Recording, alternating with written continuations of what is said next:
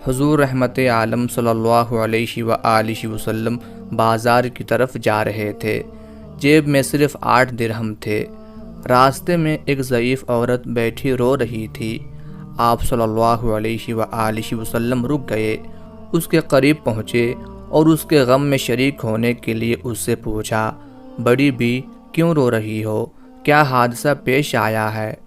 Be be نے 2 درہم دے کر سودا لینے کو بھیجا تھا، وہ درہم راستے میں کہیں گر گئے، اب وہ کیا خیال کریں گی؟ یہ کہہ کر بڑھیا زارو قطار رونے لگی۔ آپ صلی اللہ علیہ وآلہ وسلم نے جیب سے 2 درہم نکالے، بڑھیا کے ہاتھ میں رکھے اور اس کو تسلی دیتے ہوئے آگے بڑھ گئے۔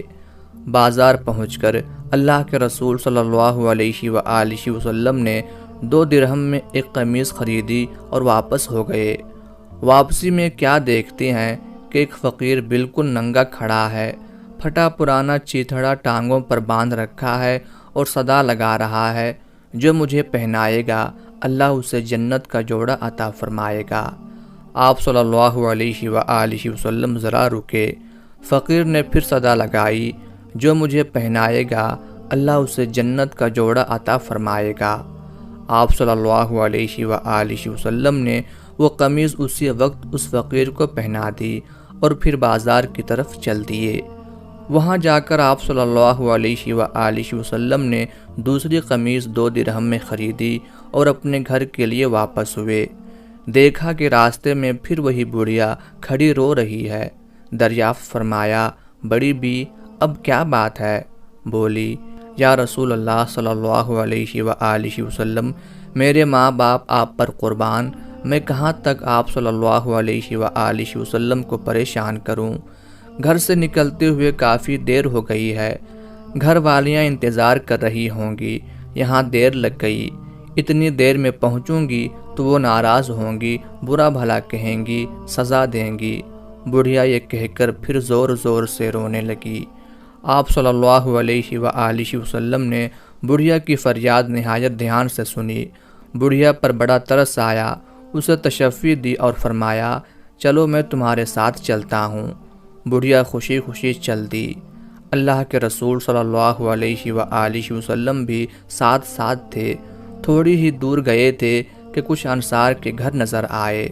بڑھیا نے رسول اللہ صلی اللہ علیہ وآلہ وسلم کو بتایا، میں انہی گھروں میں کام کرتی ہوں، ان گھروں کے مرد باہر گئے ہوئے ہیں، گھروں میں صرف عورتیں ہی ہیں۔ آپ صلی اللہ علیہ وآلہ وسلم گھروں کے قریب پہنچے اور ذرا بلند آواز سے کہا، اے بیویو، السلام علیکم ورحمۃ اللہ۔ آواز مانوس تھی، ہر خاتون متوجہ ہو گئیں، مگر بالکل خاموش رہیں، کسی گھر سے کوئی جواب نہ آیا۔ آپ صلی اللہ علیہ وآلہ وسلم نے پھر بلند آواز سے کہا، السلام علیکم ورحمۃ اللہ وبرکاتہ۔ پھر وہی خاموشی رہی، کسی گھر سے کوئی جواب نہ آیا۔ خواتین دروازوں کے قریب آ گئیں اور مشتاق تھیں کہ وہ دل نواز آواز پھر آئے۔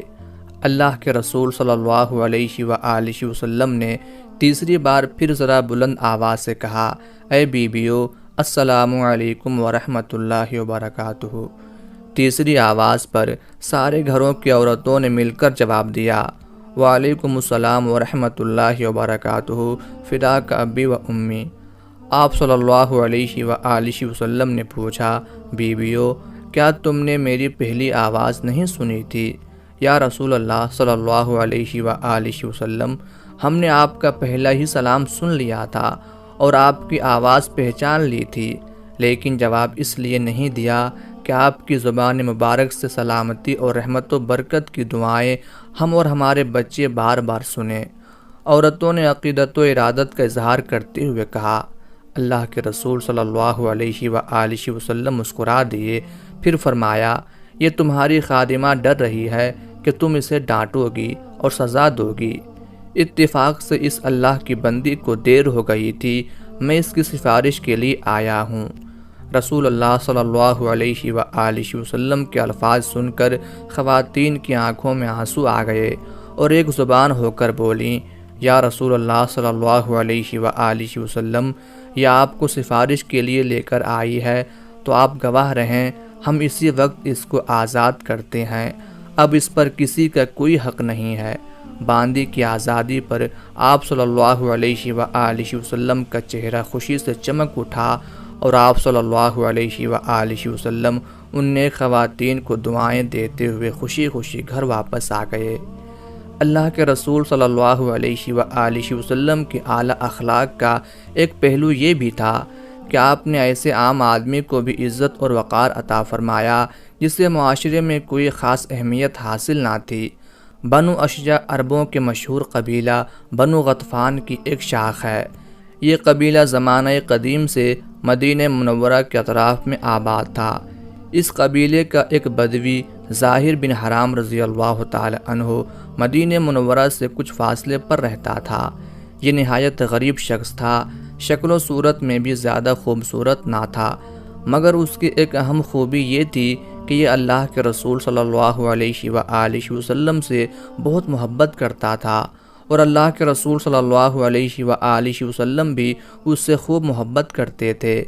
ظاہر بن حرام اشجعی جب بھی مدینہ منورہ آتا تو اللہ کے رسول صلی اللہ علیہ وآلہ وسلم کے لیے کچھ دیہاتی تحفے مثلاً تازہ سبزیاں، پھل، ستو، شہد وغیرہ لے کر آتا۔ ظاہر جب واپس جانے لگتا تو اللہ کے رسول صلی اللہ علیہ وآلہ وسلم بھی اسے شہری سوغاتیں دے کر رخصت فرماتے۔ ایک دن تو اللہ کے رسول صلی اللہ علیہ وآلہ وسلم نے ظاہر کو ایک ایسا اعزاز عطا فرمایا جو غالباً کسی اور صحابی کے حصے میں نہیں آیا۔ ارشاد فرمایا، ظاہر ہمارا دیہاتی دوست اور ہم اس کے شہری دوست ہیں۔ ذرا حدیث کے الفاظ پر غور فرمائیں۔ یقیناً ہر شہری خاندان کا ایک دیہاتی دوست ہوتا ہے، اور آل محمد کا دیہاتی دوست ظاہر بن حرام ہے۔ ظاہر سیدھا سادہ آدمی تھا، شہری آداب سے ناواقف تھا۔ جب اپنے گاؤں سے آتا تو اپنے ہمراہ لائی ہوئی سوغاتیں لے کر بازار ہی میں کسی جگہ کھڑا ہو جاتا اور بیچنا شروع کر دیتا۔ پرانے زمانے سے یہ دستور چلا آ رہا ہے کہ دیہات سے جب کوئی شخص سبزیاں، پھل وغیرہ لے کر آتا ہے تو لوگ بھاگتے ہوئے اس کے ارد گرد اکٹھے ہو جاتے ہیں۔ انہیں تازہ سبزیاں مل جاتی ہیں جو عموماً سستی ہوتی ہیں۔ ایک مرتبہ ایسا ہوا کہ ظاہر اپنے ہمراہ کچھ دیہاتی سوغاتیں لے کر مدینہ منورہ کے بازار میں آیا اور ایک جگہ کھڑا ہو کر انہیں بیچنے لگا۔ اس کی قسمت اچھی تھی کہ اللہ کے رسول صلی اللہ علیہ وآلہ وسلم بھی بازار میں تشریف لے آئے۔ آپ صلی اللہ علیہ وآلہ وسلم نے اپنے دیہاتی دوست کو دیکھا تو آپ نے پیچھے سے جا کر اس کی آنکھوں پر اپنے مبارک ہاتھ رکھ دیے۔ ناظرین ذرا تصور کیجئے کہ ظاہر کی آنکھوں پر اللہ کے رسول صلی اللہ علیہ وآلہ وسلم کے ریشم سے زیادہ نرم و نازک اور عنبر و گلاب سے زیادہ خوشبودار ہاتھ ہیں۔ پہلے تو وہ گھبرایا اور گھبراہٹ کے عالم میں کہہ رہا ہے، کون ہے بھائی، میری آنکھوں پر کس نے ہاتھ رکھ دیے ہیں؟ لیکن جب اس نے اللہ کے رسول صلی اللہ علیہ وآلہ وسلم کے مبارک ہاتھوں کی نزاکت کو محسوس کیا اور آپ صلی اللہ علیہ وآلہ وسلم کی خوشبو سونگھ لی تو اسے معلوم ہو گیا کہ اس کے پیچھے تو کائنات کے امام کھڑے ہیں۔ اس نے موقع غنیمت جانا اور اپنی پشت کو اللہ کے رسول صلی اللہ علیہ وآلہ وسلم کے سینے سے ملنا شروع کر دیا۔ اللہ کے رسول صلی اللہ علیہ وآلہ وسلم نے محبت بھرے انداز میں فرمایا، لوگو، کون ہے جو اس غلام کو خریدے؟ ظاہر نے بھی محبت بھرے انداز میں عرض کیا، اللہ کے رسول صلی اللہ علیہ وآلہ وسلم، مجھ جیسے کالے کلوٹے دیہاتی کو کوئی خرید کر کیا کرے گا؟ وہ تو بڑے خسارے کا سودا کرے گا۔ میری تو قدر و قیمت ہی کوئی نہیں، میں تو بیکار آدمی ہوں۔ آپ صلی اللہ علیہ وآلہ وسلم نے جواب میں ارشاد فرمایا، پیارے، ایسا نہ کہو۔ کیا تمہیں کسی نے کہا ہے کہ تمہاری کوئی قدر و قیمت نہیں؟ تم اللہ کے ہاں بیکار نہیں ہو، تم اللہ اور اس کے رسول صلی اللہ علیہ وآلہ وسلم سے محبت کرنے والے ہو، اس لیے تم اللہ کے ہاں بڑے قیمتی ہو۔